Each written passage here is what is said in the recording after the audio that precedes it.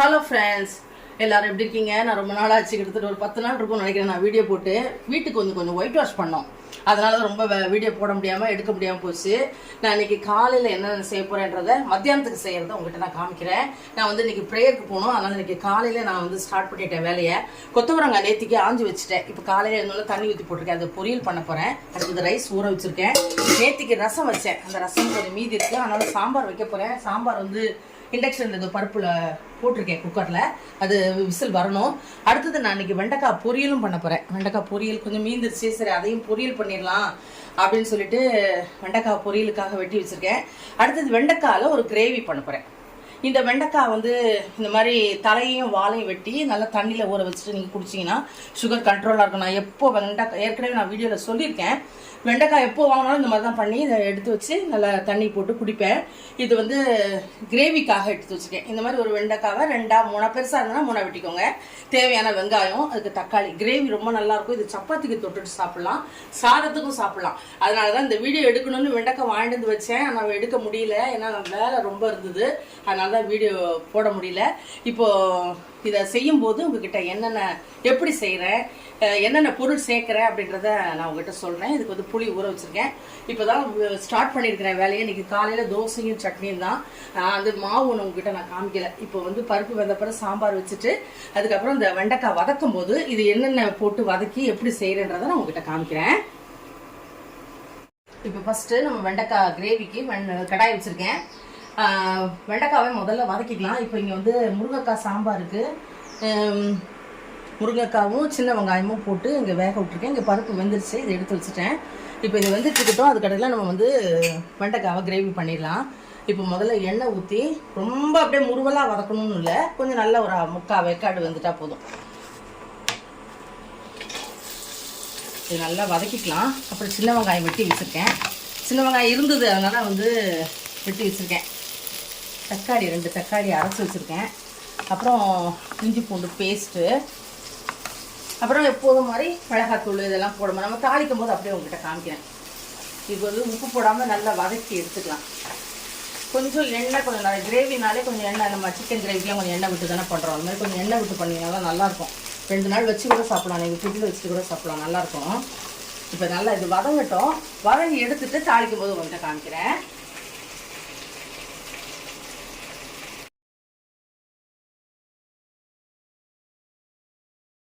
இப்போ பாருங்கள், வெண்டைக்காவை நல்லா வதக்கி எடுத்து வச்சுட்டேன். இப்போ வந்து தக்காளி அரைச்சி வச்சுருக்கேன். இது எண்ணெய் வந்து அதே வதக்கின எண்ணெயே இருக்குது. இப்போ நம்ம என்ன பண்ண போகிறோம்னா சீரகம் போட போகிறேன்.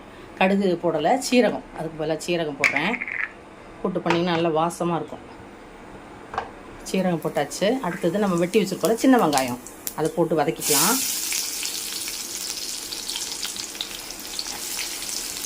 நான் வந்து வெண்டைக்காயில் வந்து உப்பு போடலை, அதனால் இதில் உப்பு போட்டு வதக்கிக்க போகிறேன். கொஞ்சம் போல் உப்பு கல் போடுறேன், நல்லா வதங்கிடும். இப்போ இது நல்லா வதங்கட்டும். அதுக்கப்புறம் நம்ம வந்து இஞ்சி பூண்டு பேஸ்ட்டு போட்டுட்டு மிளகாத்தூள், மஞ்சத்தூள், தனியாத்தூள் எல்லாம் போடணும். இது ரொம்ப டேஸ்ட்டாக இருக்குங்க. சப்பாத்திக்கு வச்சு சாப்பிட்டிங்கன்னா அப்படி இருக்கும், நல்லாயிருக்கும். ரசம் சாதத்துக்கு விரும்பியாக நீங்கள் சாதத்தில் கொட்ட பிசைஞ்சு சாப்பிட்டா கூட நல்லாயிருக்கும். தயிர் ஊற்றிக்கிட்டு சாப்பிட்டிங்கன்னா நல்லாயிருக்கும். இதுக்கு தக்காளி பேஸ்ட்டாக போட்டிங்கன்னா உங்களுக்கு திக்கனிங் வரும். அதுக்காக தான் நம்ம தக்காளி வந்து பேஸ்ட்டாக பண்ணுறோம். தக்காளி நான் வந்து 2 தக்காளி எடுத்து பேஸ்ட் பண்ணி வச்சுருக்கேன். இஞ்சி பூண்டு அரைச்சி வச்சுருக்கேன். இப்போ இது வதங்கின உடனே இஞ்சி பூண்டு பேஸ்ட்டு போட்டு கருவேப்பிலை போட்டுட்டு நல்லா வதக்கிட்டு அதுக்கப்புறம் தக்காளியை போட போகிறோம். போட்டுட்டு காமிக்கிறேன். இப்போ பாருங்கள், வெங்காயம் நல்லா வதங்கிட்டு இப்போ இந்த டயத்தில் நம்ம என்ன பண்ண போகிறோம்னா அரைச்சி வச்சுருக்கோம்ல தக்காளி, அதை போடுறேன். நல்லா வதங்கட்டும். அடுத்தது இஞ்சி பூண்டு. இது கொஞ்சம் நல்லா வதங்கினதுக்கப்புறம் தான் நம்ம இஞ்சி பூண்டு பேஸ்ட். ஸ்டவ்வை கொஞ்சம் வேகமாக வச்சுக்கிறேன், ஸ்லோவாக வச்சேன் வெங்காயம் கறிகிற போதுன்னு. இப்போ இந்த தக்காளி வெங்காயம் 2 ஒன்றா சேர்ந்து வரணும். அதுக்கு பிற்பாடு நம்ம இஞ்சி பூண்டு பேஸ்ட்டு போடலாம். போட்டுட்டு காமிக்கிறேன். இப்போ பாருங்கள், இஞ்சி பூண்டு பேஸ்ட்டு 1 ஸ்பூன் போட்டிருக்கேன். இப்போ இதையும் போட்டு நல்லா வதக்கலாம். நல்லா வதக்கிட்டு அதுக்கப்புறம் மிளகாத்தூள், நம்ம தேவையான காரம் போட்டுக்கலாம்.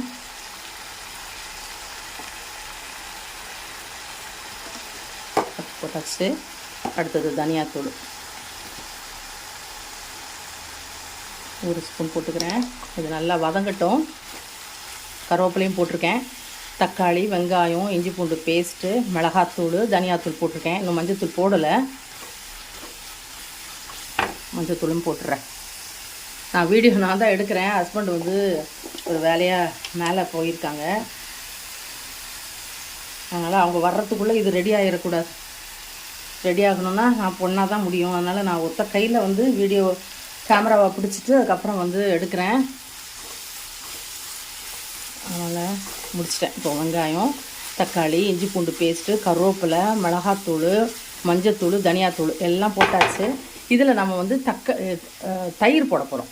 தயிர் போட்டு பண்ணும்போது அது கிரேவி நல்லா சூப்பராக இருக்கும். இப்போ நான் வந்து தயிரை எடுத்துகிட்டு வரேன். பாருங்கள், எல்லாம் போட்டாச்சு. நல்லா வதங்கி பச்சை ஸ்மெல் போயிடுச்சு. இந்த டயத்தில் நம்ம என்ன பண்ண போகிறோம்னா நம்ம வதக்கி வச்சுக்கோல வெண்டைக்காய் அதை போட போகிறேன். இப்போ இதையும் போட்டு இதில் நல்லா வதக்கிக்கலாம். அடுத்தது தயிர். இந்த குழிக்கரண்டிக்கு, சின்ன குழிக்கரண்டிக்கு எனக்கு தேவையான அளவு போடுறேன். ஆள் கூட இருந்ததுன்னா நீங்கள் எப்போதுமே கூட தான் சேர்த்துக்கணும். இப்போ இந்த 2 கரண்டி போட்டாச்சு தயிர். நான் இதில் வந்து தக்காளிக்கும் வெங்காயத்துக்கும் வதக்கும் போது தான் உப்பு போட்டேன். தேவைப்பட்டால் உப்பு போட்டுக்கலாம். இப்போ இதை நல்லா அப்படி கிளறி விட்டுக்கலாம்.